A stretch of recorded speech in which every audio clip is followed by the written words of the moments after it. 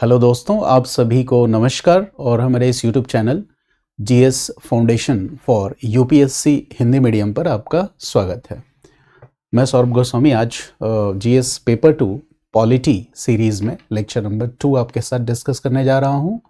और जैसा कि लेक्चर नंबर 2 के थंबनेल से ये क्लियर है कि आज हम पॉलिटी के सिलेबस को समझने की कोशिश करेंगे और सिलेबस में भी पॉलिटी के सिलेबस में हम माइक्रो एनालिसिस को जानने और समझने की कोशिश करेंगे कि सिलेबस का माइक्रो एनालिसिस क्या होता है।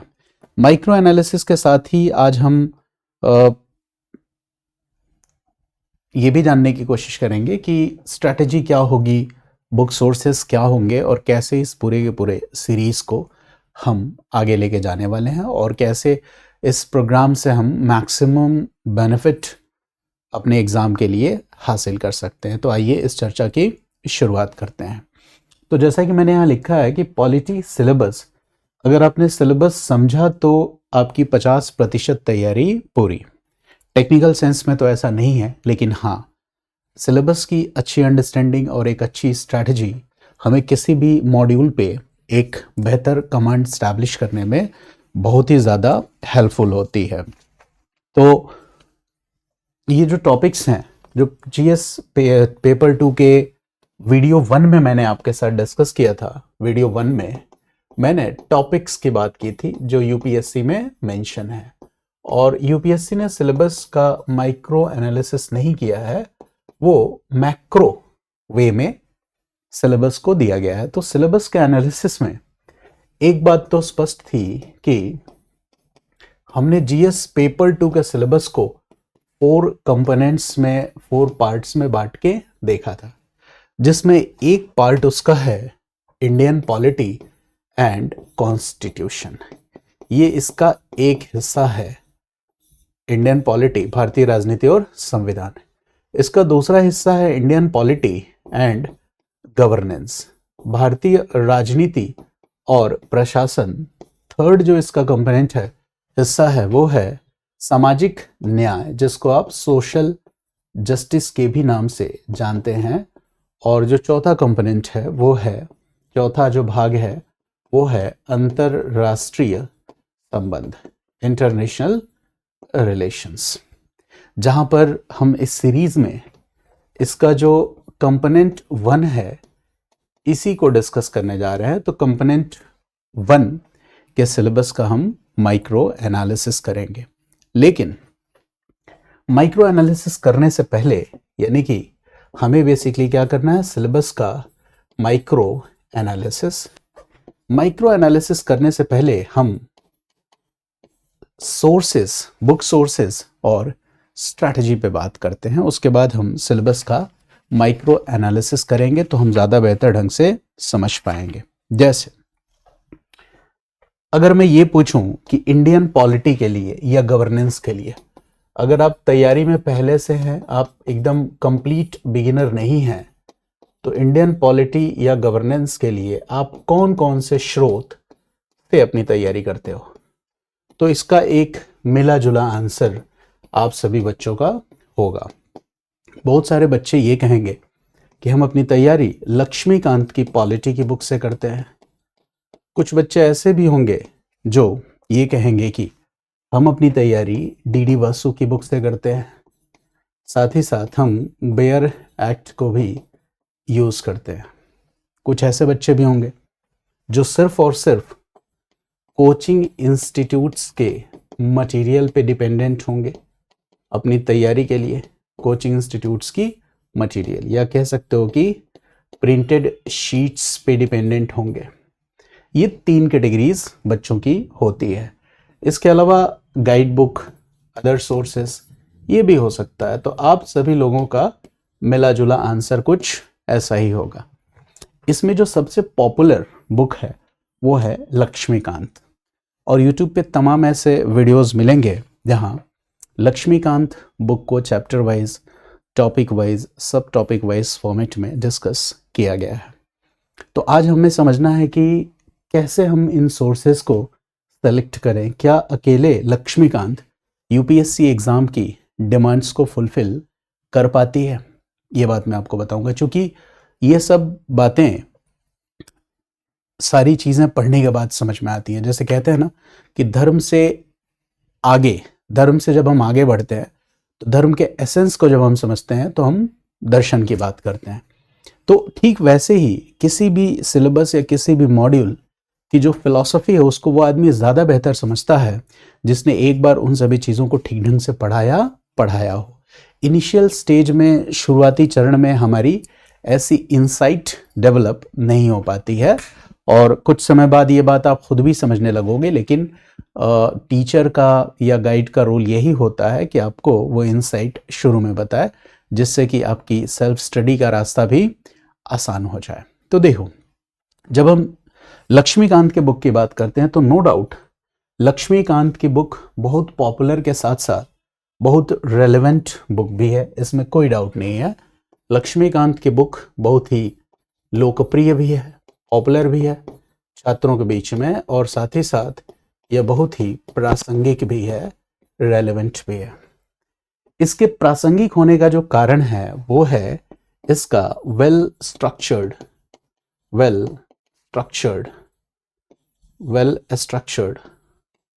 क्रिस्प पॉइंट वाइज फॉर्मेट में, well structured crisp point wise format और टॉपिक और सब टॉपिक वाइज फॉर्मेट में टॉपिक्स को दिया जाना, ये इसका एक पॉपुलैरिटी का सबसे बड़ा रीजन है। और बच्चों के लिए लक्ष्मीकांत की बुक एक प्राइमरी सोर्स का रोल भी प्ले करती है। लगभग हर बच्चा इंडियन पॉलिटी के लिए लक्ष्मीकांत की बुक से तैयारी करता है, तो इसमें कोई डाउट नहीं है। अब समझना यह है कि लक्ष्मीकांत की बुक है तो बहुत ही रेलेवेंट और ये एग्जाम सेंट्रिक है, यूपीएससी एग्जाम सेंट्रिक है, लेकिन हम जानते हैं कि परफेक्शन जैसी चीज कोई एग्जिस्ट नहीं करती है। कोई भी परफेक्ट नहीं होता, मैं भी परफेक्ट नहीं हूं, आप भी परफेक्ट नहीं है, और हर जगह कुछ ना कुछ कमियां होती हैं। तो यहां पर लक्ष्मीकांत की बुक के साथ प्रॉब्लम क्या है? देखो, प्रॉब्लम यह है कि जब हम यूपीएससी प्रिपरेशन की बात करते हैं तो यूपीएससी प्रिपरेशन में 4WH बहुत ज़रूरी है। और ये 4WH क्या है ये समझो आप पहले। यूपीएससी प्रिपरेशन में 4WH बहुत ज़रूरी है। 4WH क्या है? तो देखो, इसमें मैंने दो पार्ट कर दिया, 3W और WH। तो ये 3W क्या है? व्हाट, व्हेन और वेयर। इसको मैंने क्या कहा? 3W। और जो नेक्स्ट है वो क्या है? इसको मैंने लिख दिया वाई एंड हाउ। तो देखो ये क्या हो गया?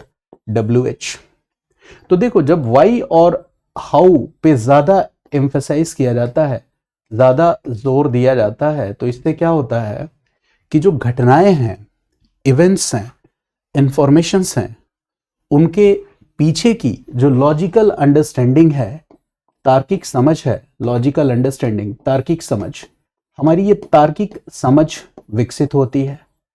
तार्किक समझ के साथ साथ संकल्पनाओं पे पकड़ भी अच्छी होती है और हम विषय को गहराई से समझ पाते हैं, और साथ ही साथ हमारे अंदर जो इंटर डिसिप्लिनरी अप्रोच है, अंतर विषयक दृष्टिकोण है, ये अंतर विषयक दृष्टिकोण भी विकसित हो जाता है। तो ये W और H का सबसे बड़ा रोल यही है कि WH बहुत रेलेवेंट है मेंस के लिए, और साथ ही साथ प्रीलिम्स में जो कॉन्सेप्ट बेस्ड क्वेश्चंस आते हैं उनके लिए 3W बहुत जरूरी है। किस चीज के लिए? प्रीलिम्स के लिए। तो देखो, लक्ष्मीकांत बुक की मेरिट तो मैंने बताई, बट लक्ष्मीकांत बुक की डिमेरिट ये है कि लक्ष्मीकांत बुक में 70% फोकस है 3W पे और 30% फोकस है WH पे। अब आप बात को समझ पा रहे हो कि WH पे लक्ष्मीकांत में कम फोकस है, यानी कि वाई और हाउ, इस प्रोसेस को, हिस्टोरिकल डिबेट्स को बहुत फिलोसॉफिकली एक्सप्लेन नहीं किया गया है। जैसे डीडी बासु का एक स्टेटमेंट है कि इंडियन कॉन्स्टिट्यूशन सिर्फ एक लीगल डॉक्यूमेंट ही नहीं है, बल्कि यह क्या है? यह एक पॉलिटिकल फिलॉसफी इन एक्शन। ये है इंडियन फिलॉसफी, वो इंडियन कॉन्स्टिट्यूशन के बारे में। यानी जब आप डीडी बसु की बुक को पढ़ते हो तो यहाँ पे सबसे ज्यादा फोकस किस पे किया गया है? वाई पे फोकस किया गया है और हाउ पे फोकस किया गया है। और यहाँ पे क्या है? यहाँ पे 70% इस बात पे फोकस किया गया है, वाई एंड हाउ। यानी कि ये बुक क्या है?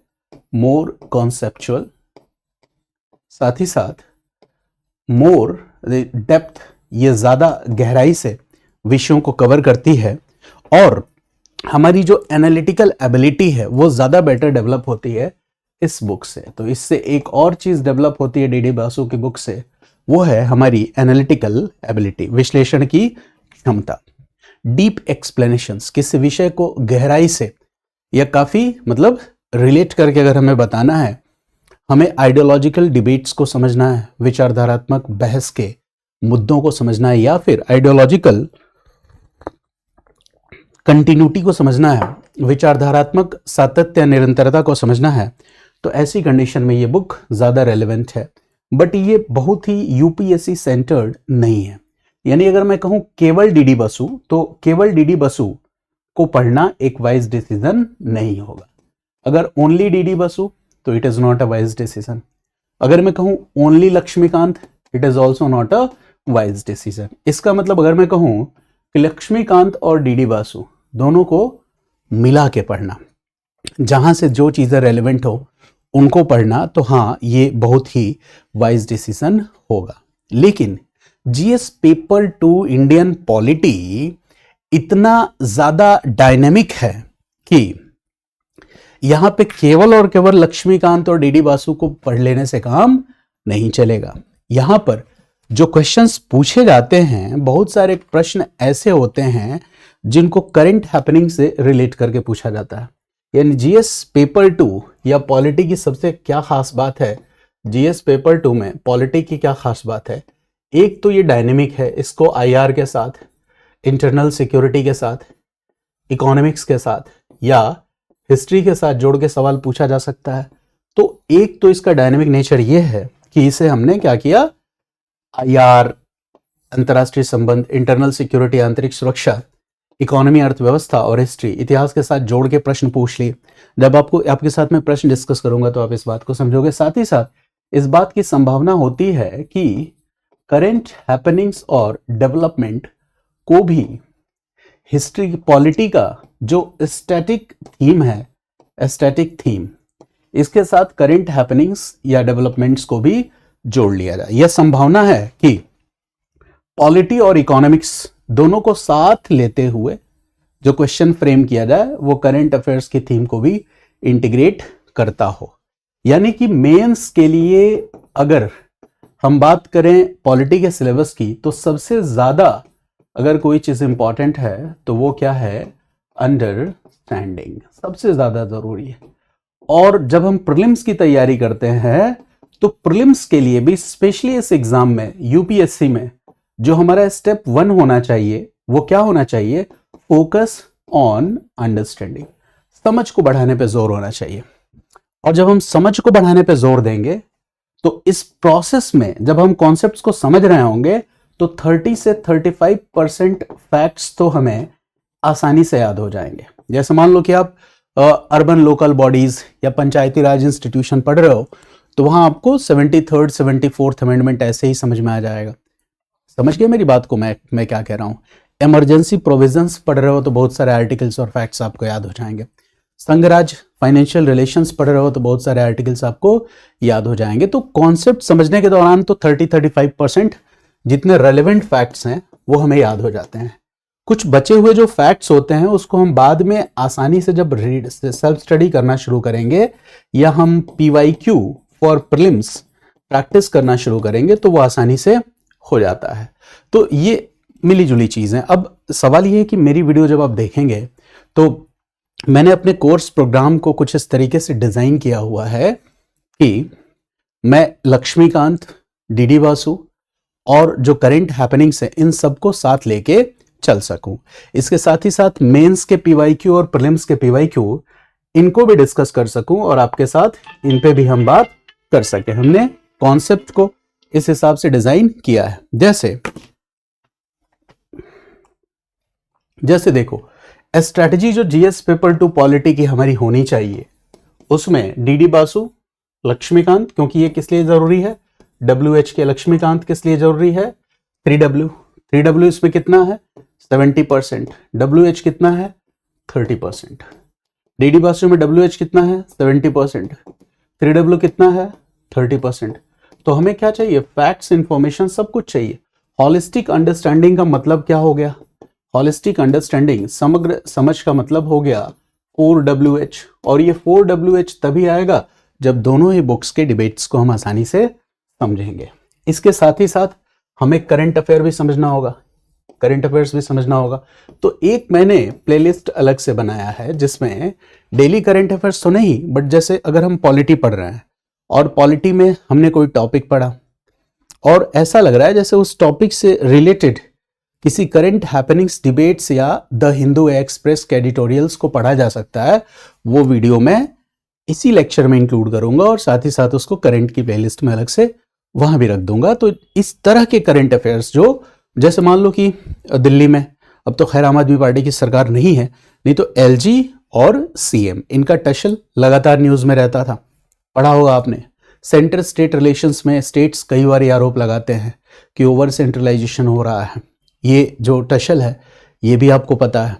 इसके अलावा जैसे एक पहला ही चैप्टर है आपके सिलेबस में कि हिस्टोरिकल अंडरपिनिंग्स, ऐतिहासिक उद्भव, development and features of constitution, संविधान का जो विकास है, संविधान की जो विशेषताएं हैं, इससे जुड़ा हुआ टॉपिक है।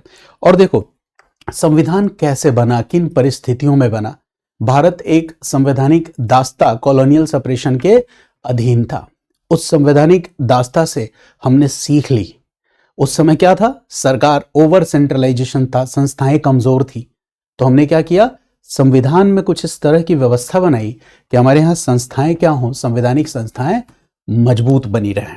यानी कि सिर्फ ये समझना कि चुनाव होना ही लोकतंत्र है, ये हमारी भूल है।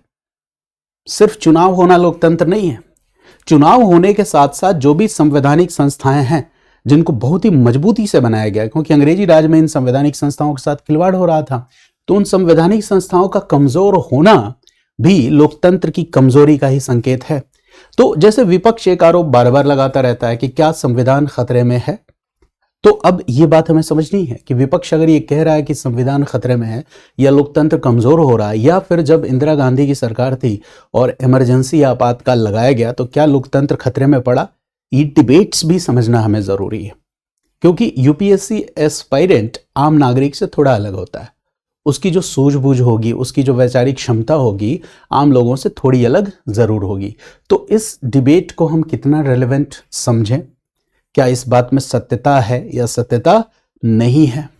अच्छा, ऐसा ना हो, संविधान खतरे में ना पड़े, इसके लिए संविधान निर्माताओं ने वो कौन कौन से प्रावधान किए, ये बात हम समझेंगे। तो इसको मैं कहता हूं कि स्टैटिक पोर्शन के साथ करंट का एक ऐसा हिस्सा है जिसको हम जोड़ के पढ़ सकते हैं। तो ऐसे टॉपिक्स को भी हम कलेक्ट करेंगे।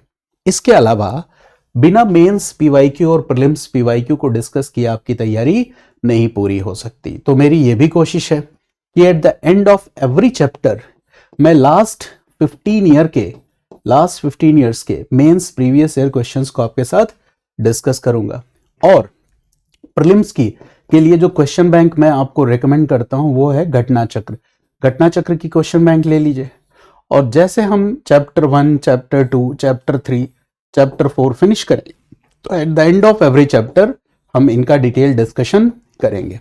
एक और बात, जब हमारे लेक्चर की शुरुआत होगी तो in the beginning of the lecture format क्या होगा ये मैं आपको बताऊं। In the beginning of the lecture हम स्टार्ट करेंगे अंडरस्टैंडिंग पार्ट से। जैसे टॉपिक एक है historical underpinnings, development and features of Indian constitution. तो अब इसमें कीवर्ड्स की समझ हमें विकसित करनी है। जैसे हमने यहां एक वर्ड यूज किया हिस्टोरिकल, तो डायरेक्ट मैं आपको यहां पे ऐसा नहीं कि टॉपिक ही पढ़ाने लगूंगा, नहीं, पहले मैं बताऊंगा कि देखो एक वर्ड यूज किया गया है हिस्टोरिकल, दूसरा वर्ड यूज किया गया है अंडरपिनिंग्स। अंडरपिनिंग्स का मतलब क्या होता है? अंडरपिनिंग्स का मतलब होता है कि घटनाएं, प्रक्रियाएं है ना, या अनुभव। कैसी घटनाएं, कैसी प्रक्रियाएं या कैसे अनुभव। तो इतिहास में जो भी घटनाएं हुई हैं, जो भी प्रक्रियाएं हुई हैं, इतिहास से जो भी हमने सबक लिया है, जो भी हमारा अनुभव है, उसी को हम हिस्टोरिकल अंडरपिनिंग्स कहते हैं। इसका मतलब क्या है? संविधान बना तो 1949 में, इंडिया आजाद भी हुआ 1947 में, लेकिन 1757 से लेकर 1947 तक भारत में क्या था? इनडायरेक्ट ब्रिटिश रूल या अप्रत्यक्ष ब्रिटिश शासन था। अप्रत्यक्ष ब्रिटिश शासन था। फिर 1858 से लेकर 1947 तक भारत में क्या रहा? प्रत्यक्ष विदेश ब्रिटिश शासन रहा, यानी लगभग 200 वर्षों का काल रहा। और इस 200 वर्षों में भारत औपनिवेशिक दास्ता कॉलोनियल सेपरेशन के अधीन रहा। यानी उस औपनिवेशिक दास्ता में हमारे अनुभव क्या रहे? जो भारतीय लोग हैं, इनके अधिकारों को किस तरह से कुचला गया, किस तरह से हमारी आजादी की मांग को दबाया गया, लंबे समय तक टाल मटोल करके अंग्रेजी सरकार हमें अधिकार देने से वंचित करती रही। हम लगातार सरकार में अपनी भागीदारी की मांग करते थे और इसमें बहुत सारी ऐसी घटनाएं हुई जैसे regulating act, Pitt's India act, या फिर चार्टर एक्ट, या फिर काउंसिल एक्ट 1858, 1909, 1935। इसके अलावा 1940s से लेकर 1947 के दौरान होने वाली घटनाएं रहीं। इन सभी घटनाओं ने किस तरह से संविधान निर्माण को प्रभावित किया? उन सभी घटनाओं, उन सभी प्रक्रियाओं और वो सारे के सारे ऐतिहासिक अनुभव, हमारे समाज में रूढ़िवादिता और अंधविश्वास किस तरह से थी, जातिगत भेदभाव, धार्मिक भेदभाव का उच्च स्तर था, इन सब ने किस तरह की कठिनाइयां पैदा की। यही है ऐतिहासिक घटनाएं और हिस्टोरिकल अंडरपिनिंग्स। मेरी बात समझ गए? यानी जब हम हिस्टोरिकल अंडरपिनिंग्स कहते हैं, यानी तो हमें इतिहास की एक सीख होनी चाहिए। इतिहास में हमें क्या सीख मिली, औपनिवेशिक शासन का हमारा कैसा अनुभव रहा। अच्छा, उस औपनिवेशिक शासन से मुक्ति के लिए हमने संघर्ष किया और उस संघर्ष का नाम क्या है? राष्ट्रीय आंदोलन, नेशनल मूवमेंट। तो वो राष्ट्रीय आंदोलन जो है उसमें वैचारिक धारा कौन सी थी, आइडियोलॉजिकल मतलब डिबेट्स कौन से थे। संविधान सभा का बनना भारतीय इतिहास में एक क्रांतिकारी घटना थी। कैसे एक क्रांतिकारी घटना थी, ये हमें समझना है।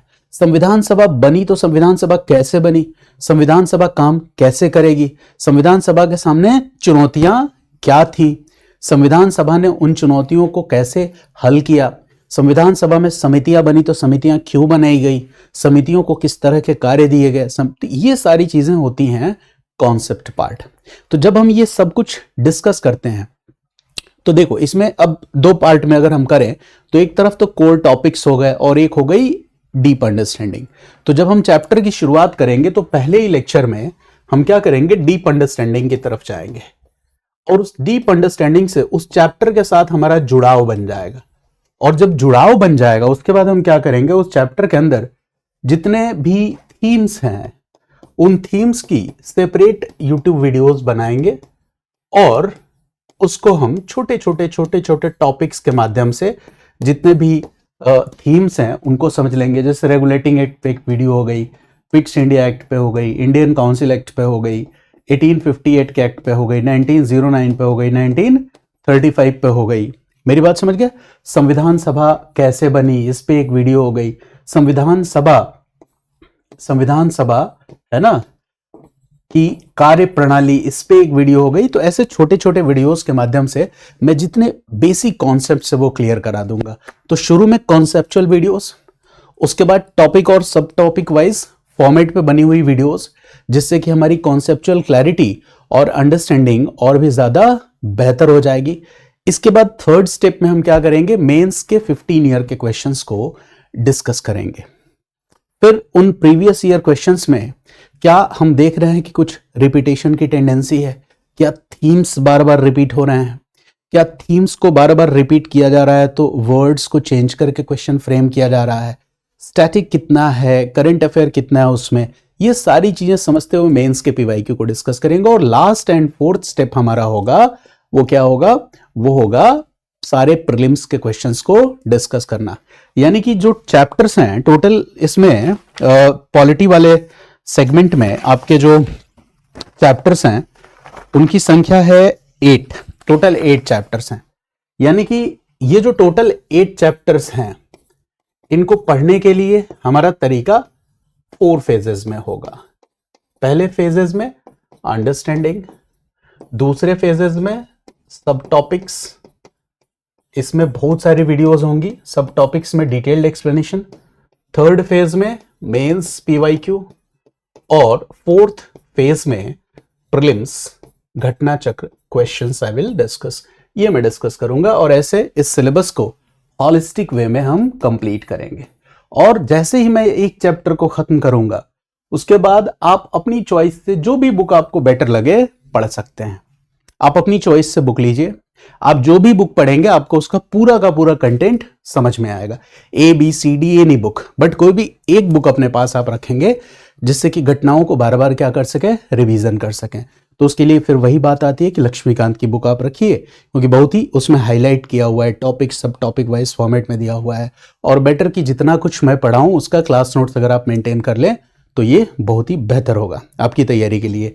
तो ये विचार आप समझ गए। अब जैसे समझिए मैं क्या कहना चाह रहा हूं। जैसे एक टॉपिक है, पहला टॉपिक, अब मैं थोड़ा माइक्रो एनालिसिस करूं सिलेबस की, और पहले चैप्टर पे थोड़ा हम ज्यादा जोर देंगे क्योंकि हमें चैप्टर 1 से शुरुआत करनी है, चैप्टर 1 से। तो चैप्टर 1 टॉपिक क्या है?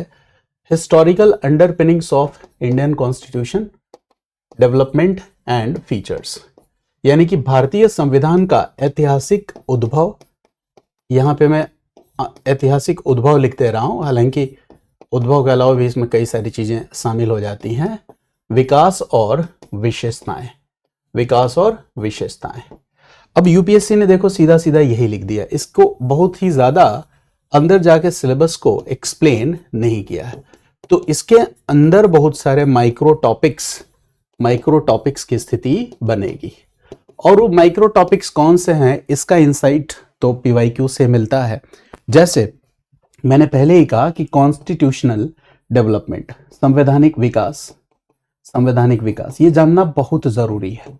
और संवैधानिक विकास को ठीक ढंग से समझने के लिए भारतीय राष्ट्रीय आंदोलन के दौरान की घटनाओं की समझ होनी बहुत जरूरी है। यानी अगर आपने Indian national movement GS foundation courses को ठीक ढंग से पढ़ा है तो आप इस चैप्टर के साथ जस्टिस कर पाओगे, बहुत बेहतर ढंग से समझ पाओगे, क्योंकि इसके लिए बहुत जरूरी है कि इंडियन नेशनल मूवमेंट की आपको समझ हो।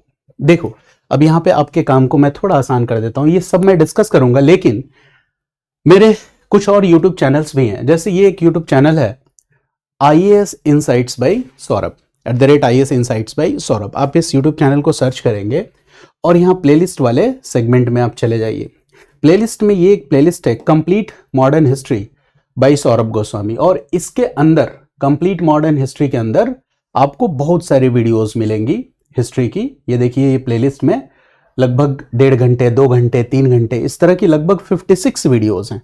और इसमें कॉन्स्टिट्यूशनल डेवलपमेंट वाले टॉपिक भी हैं। चूंकि ये क्लास फॉर्मेट पे है, इसमें सब टॉपिक का नाम मेंशन नहीं है, बट आप हिंदी, इंग्लिश और इंग्लिश, इसमें मैंने ये चैनल पे क्लासेस रिकॉर्ड की हैं। तो अगर आप इंग्लिश मीडियम में या इंग्लिश मीडियम में कंफर्टेबल हो तो ये सारे के सारे वीडियोस देख सकते हो। इससे आपको बहुत ज़्यादा हेल्प मिलेगी। इसमें AMC की वीडियोस भी हैं, एंशिएंट मेडिवल कल्चर की वीडियोस भी हैं, और साथ ही साथ वर्ल्ड हिस्ट्री की भी 25 लेक्चर्स हैं। तो GS फाउंडेशन की तैयारी आप यहाँ से कर सकते हैं। और अगर आप हिस्ट्री ऑप्शनल के स्टूडेंट हैं तो एक मेरा दूसरा यूट्यूब चैनल है complete history optional for UPSC, आप इसे सर्च करेंगे और इसमें जो इंसाइट मैं पॉलिटी के लिए बता रहा हूँ ठीक उसी इंसाइट पर बेस्ड मैंने ऑप्शनल प्रोग्राम शुरू किया है कि पहले चैप्टर को पढ़ाना, चैप्टर के एक एक सब टॉपिक को बहुत ही डिटेल वे में एक्सप्लेन करना, एग्जाम रेलेवेंट टॉपिक्स को लेटेस्ट रिसर्चेस के साथ इंटीग्रेट करके जोड़ के पढ़ाना, और फिर इसमें PY की देखो ठीक इसी मॉडल पे मैंने पढ़ाया है कि यहाँ पे फाउंडेशन लेक्चर्स हैं जिसमें भी 14 वीडियोस तक मैंने अपलोड की हैं, और फिर उनके PYQs भी मैंने डिटेल में डिस्कस किए हैं। वही मॉडल मैं यहाँ भी फॉलो करूंगा। पहले पूरे फाउंडेशन कोर्स, और at the end of every chapter हम उसके क्वेश्चन डिस्कस करेंगे। तो आप ये जो चैनल्स हैं इनको ये स्क्रीनशॉट आप ले सकते हैं, इसे सर्च करने में आसानी होगी क्योंकि सर्च करने पे आता ही नहीं मेरा चैनल, ठीक है। तो एक हिंदी मीडियम का ये चैनल हो गया जिस पे अभी हम क्लास कर रहे हैं। यहाँ पे आपको मिल जाएंगी इंग्लिश मीडियम या इंग्लिश में मॉडर्न हिस्ट्री की क्लासेस, या इंग्लिश मीडियम की और भी दूसरी जीएस की क्लासेस अपलोड होंगी। और ये हिस्ट्री ऑप्शनल वाले बच्चों के लिए पूरी की पूरी क्लासेस फ्री हैं, ये इसलिए मैंने ये चैनल बनाया था। तो ये हमारा पूरा का पूरा स्ट्रक्चर हो गया। अब मैं आपको ये बता रहा था कि जैसे इंडियन नेशनल मूवमेंट अगर आप ठीक ढंग से समझोगे तो ये चैप्टर तो वैसे भी आपको समझ में आ जाएगा।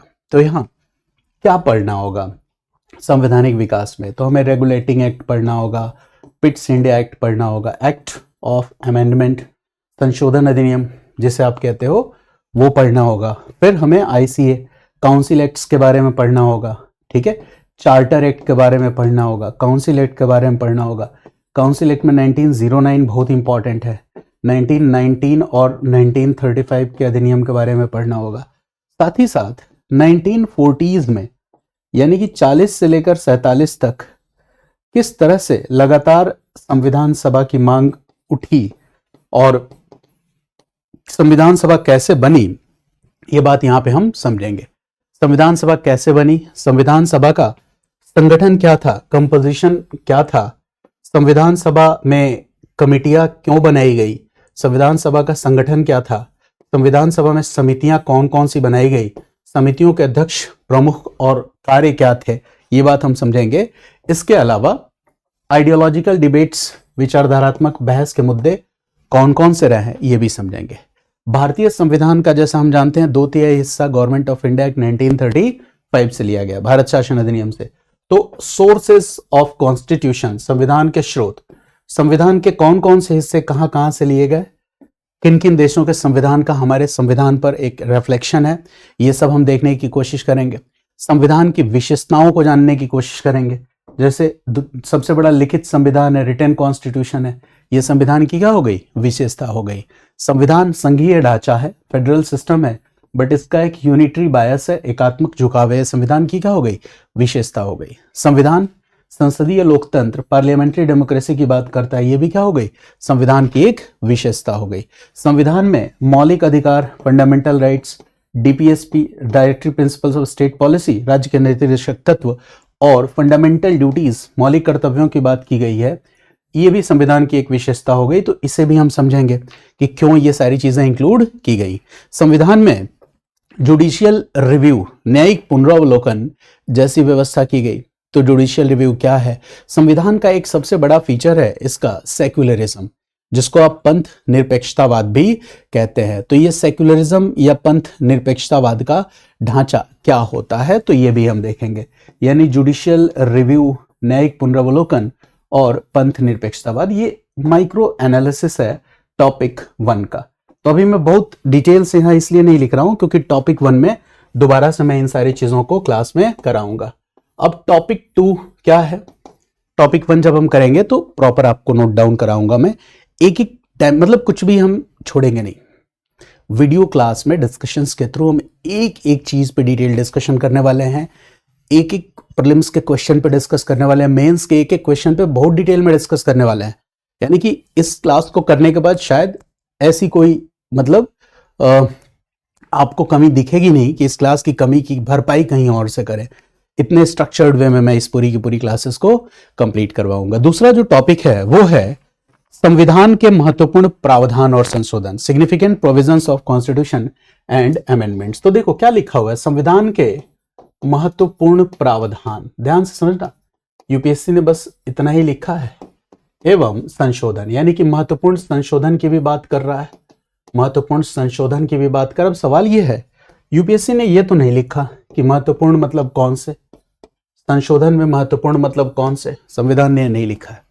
यानी कि सबसे पहले हमें अब इसके टॉपिक को ब्रेक डाउन करना होगा, और जब हम ब्रेक डाउन करेंगे तो सबसे पहले हम यही समझेंगे कि संशोधन क्या होता है, संशोधन की जरूरत क्यों है, संविधान कठोर है कि लचीला है, ये हम कैसे जाने, संविधान का संशोधन होता है तो संविधान के संशोधन होने की प्रक्रिया क्या है। इस प्रक्रिया में एक होता है साधारण बहुमत द्वारा संशोधन, एक होता है विशेष बहुमत द्वारा संशोधन, एक होता है विशेष बहुमत प्लस आधा या आधे से अधिक राज्यों का अनुसमर्थन या रेटिफिकेशन। तो ये क्या होता है, इस पूरी की पूरी बात को हम समझें और फिर हम संविधान संशोधन। देखो वैसे तो टॉपिक पढ़ते वक्त बहुत सारे संविधान संशोधन हमारे सामने ऐसे ही आ जाने वाले हैं, लेकिन जैसे पहला संविधान संशोधन, 7वां संविधान संशोधन, 24वां संविधान संशोधन, 42वां संविधान संशोधन, 44वां संविधान संशोधन, 52वां संविधान संशोधन, 61वां संविधान संशोधन, 73वां संविधान संशोधन, 74वां संविधान संशोधन, 86, 97, 101, 103, 105, 106 ऐसे तमाम संविधान संशोधन है जहां से प्रश्न प्रीवियस ईयर क्वेश्चंस में पूछे गए हैं। तो जब आप अंडरस्टैंडिंग डेवलप करोगे, टॉपिक्स को समझने की कोशिश करोगे, उस दौरान आपको यह बात बहुत बेटर समझ में आने लगेगी कि कौन से ऐसे प्रावधान हैं जो महत्वपूर्ण हैं। ठीक है, इसके बाद तीसरा टॉपिक जो यूपीएससी ने मेंशन किया है वो है बेसिक डॉक्ट्रिन। इतना ही दिया हुआ है, संविधान के मूल ढांचे या बेसिक डॉक्ट्रिन का सिद्धांत, मूल ढांचे या बेसिक डॉक्ट्रिन का सिद्धांत। तो हम अपनी क्लास में डिस्कस करेंगे कि ढांचा में मूल ढांचा क्या है। भाई मूल ढांचा क्यों कहा, मूल ढांचा संविधान बनने के समय से था या मूल ढांचा उसके बाद आया।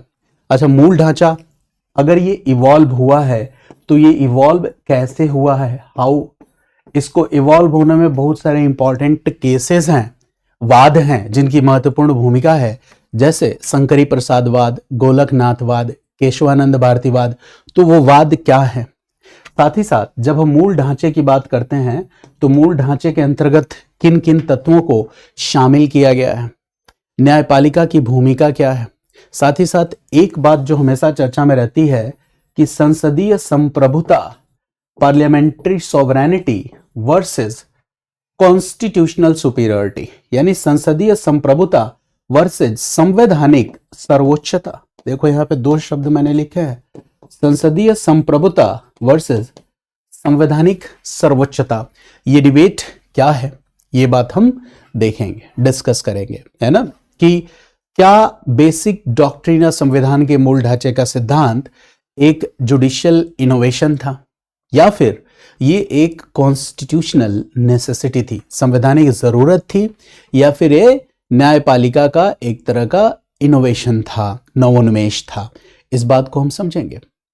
जैसे आप एनजेएसी का टॉपिक करंट अफेयर में पढ़ते हो, तमाम ऐसे जुडिशियल रिव्यू को लेके डिबेट्स आते रहते हैं, तो कहीं ना कहीं वो हमारे कोर सिलेबस से ही जुड़े होते हैं। तो यूपीएससी ने एज सच कुछ ऐसा डिटेल्ड वे में सिलेबस नहीं डिस्कस किया है, बट उस सिलेबस की मेन थीम को देखकर और पीवाईक्यूज के बेसिस पर उसके जो माइक्रो थीम्स होंगे या माइक्रो टॉपिक्स क्या होंगे, ये हम आसानी से अंदाजा लगा सकते हैं। इसके बाद जो टॉपिक नंबर 4 है, चौथा टॉपिक है, वो क्या है, तो चौथा टॉपिक है आपका, 4th टॉपिक है संघ और राज्य के अधिकार, कर्तव्य और उत्तरदायित्व। संघ और राज्य के अधिकार, कर्तव्य और उत्तरदायित्व, union and states rights, duties and responsibilities, अधिकार, कर्तव्य और उत्तरदायित्व, इस पे भी हमें बात करनी है।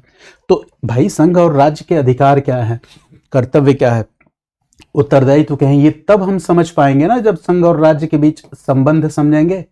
और संघ और राज्य के बीच संबंध में कितने तरह के संबंध होंगे, तो ये विधायी संबंध हो सकते हैं, प्रशासनिक संबंध हो सकते हैं, या फिर वित्तीय संबंध हो सकते हैं। तो इन तीनों संबंधों को इन डिटेल्स हम देखेंगे।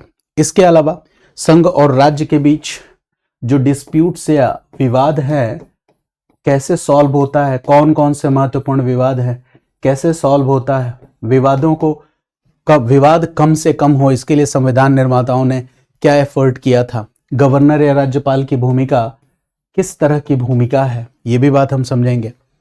राष्ट्रपति शासन आर्टिकल 356, इस तरह के तमाम विषय जो हैं वो यूनियन और स्टेट वाले टॉपिक में आ जाते हैं। जो 5वां टॉपिक है आपका वो है devolution of power and finances. यानी कि देखो एक वर्ड है डिवोल्यूशन और दूसरा वर्ड है डिसेंट्रलाइजेशन।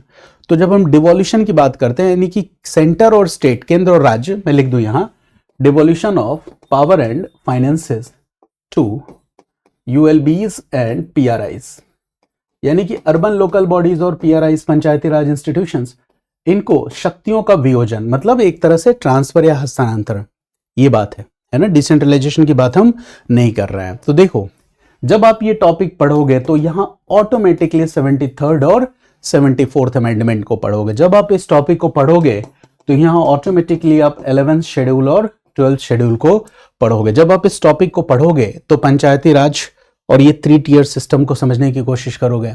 स्थानीय प्रशासन के समक्ष किस तरह की चुनौतियां हैं, ऐसे तमाम मुद्दे आएंगे जो हमें समझने की जरूरत होगी। जैसे अर्बन फ्लड, इनको रोकने में अर्बन लोकल बॉडीज का क्या रोल हो सकता है, मेयर का क्या रोल हो सकता है। स्मार्ट सिटी का कॉन्सेप्ट फेल है या सक्सेसफुल है। शहरों में देखो बाढ़ जैसी समस्याएं, फ्लड जैसी सिचुएशन हो जा रही है, इतनी दुर्घटनाएं हो रही हैं। तो ये अर्बन गवर्नेंस क्राइसिस क्यों है, क्यों इस तरह से गवर्नेंस प्रॉब्लम आ रही है। फिजिकल डिसेंट्रलाइजेशन के बावजूद भी, है ना, लोकल गवर्नमेंट ऑटोनॉमी, इतने सारी व्यवस्थाएं हमने की, लेकिन ये क्यों हो रहा है, ये बात हमको समझना है। जब हम डेमोक्रेसी की बात करते हैं, लोकतंत्र की बात करते हैं, तो क्या ये टॉप डाउन अप्रोच से ये डेमोक्रेसी चलेगी या फिर बॉटम्स अप अप्रोच से, इस बात को भी हमें समझना है।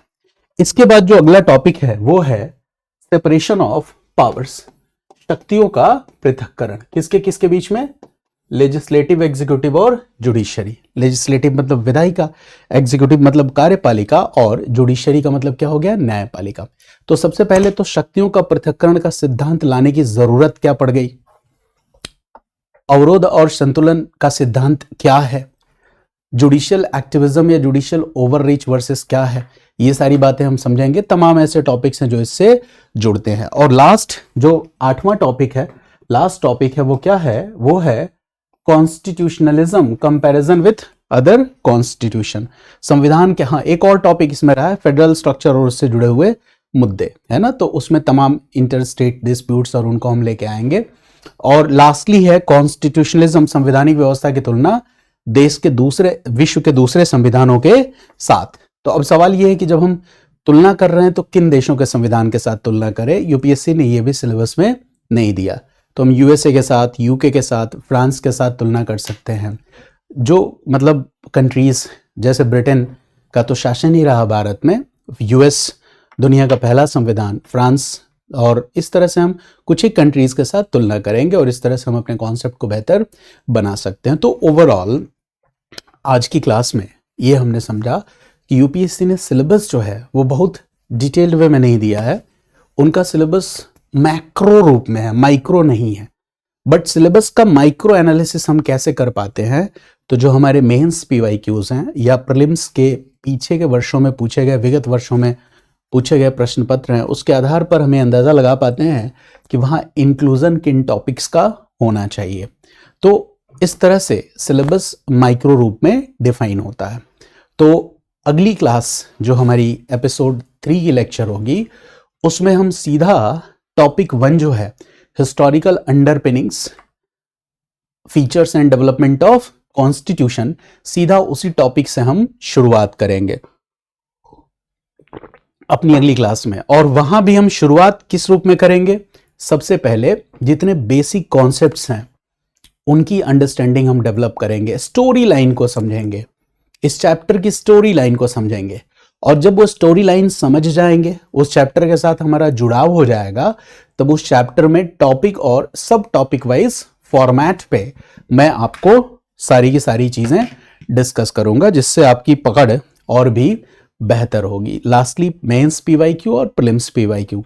तो स्वाभाविक है कि जब इतने डिटेल्ड वे में एक एक टॉपिक को कवर करते हुए, मेंस और प्रीलिम्स के क्वेश्चंस को कवर करते हुए हम आगे बढ़ेंगे, तो क्लास ड्यूरेशन भी ज्यादा हो सकती है depending on the nature of the topic. कोई छोटा टॉपिक है तो 20 मिनट्स में हो सकता है, कुछ टॉपिक हो सकता है कि 1.5 आवर या 2 आवर लग जाए। तो देखो, ये कोई परंपरागत कोचिंग तो है नहीं, हम ऑनलाइन पढ़ रहे हैं और हम फ्री हैं। 1 घंटे की क्लास करें या 3 घंटे की क्लास करें, आप भी फ्री हो, जब मौका मिले तब देखो, जितनी बार मौका मिले उतनी बार देखो। तो मुझे उम्मीद है कि आने वाले टाइम में समय लगेगा, वीडियो की संख्या थोड़ी ज़्यादा होगी, क्लास ड्यूरेशन भी ज़्यादा होगी, क्योंकि मैं जो पढ़ाने के आर्टिफिशियल तरीके हैं पीपीटीज वगैरह उनका इस्तेमाल कम से कम करूंगा। जैसे मैं चाहता तो ये सारे सिलेबस जो है वो पीपीटी फॉर्मेट में डिस्प्ले कर सकता था, बट एक प्रॉब्लम होगी कि जब आप लिखोगे नहीं, जैसे क्लास के साथ अगर आप नोट डाउन कर रहे हो तो आपकी राइटिंग प्रैक्टिस भी होगी जो एग्जाम में अल्टीमेटली आपको लिखना है। इसीलिए मैं पीपीटीज को अवॉइड करता हूं, पहली चीज। और दूसरी चीज ये है कि हम चीजों को चूंकि बार बार रिपीट कर रहे हैं ताकि आपको याद हो जाए, तो इस वजह से भी समय लगेगा। तो ये प्लेलिस्ट एक है हमारे चैनल पे, जीएस पेपर 2। तो पेपर 2 के 4 कंपोनेंट्स हैं। पहला कंपोनेंट हमने करना शुरू किया है। फिर दूसरी प्लेलिस्ट है जीएस पेपर 1। तो जीएस पेपर 1 में चूंकि उसमें हिस्ट्री भी आ जाता है पूरा का पूरा, तो फिलहाल तो मैं हिस्ट्री नहीं अपलोड कर रहा हूं क्योंकि ऑलरेडी वो दूसरे चैनल पे पड़ा हुआ है। जीएस पेपर 1 में मैं इंडियन सोसाइटी के टॉपिक्स को अपलोड करना शुरू करूंगा, ताकि जब हम पॉलिटी खत्म करें, गवर्नेंस खत्म करें और जीएस पेपर 2 के सोशल जस्टिस को पढ़े, उसके पहले हम जीएस पेपर 1 के इंडियन सोसाइटी को भी कवर कर चुके हों। तो मुझे उम्मीद है आपको मेरी बात समझ में आई होगी, और मिलते हैं अगले वीडियो में, एपिसोड नंबर 3 में। और वीडियो से जुड़ने के लिए, वीडियो को देखने के लिए आप सभी का बहुत बहुत धन्यवाद।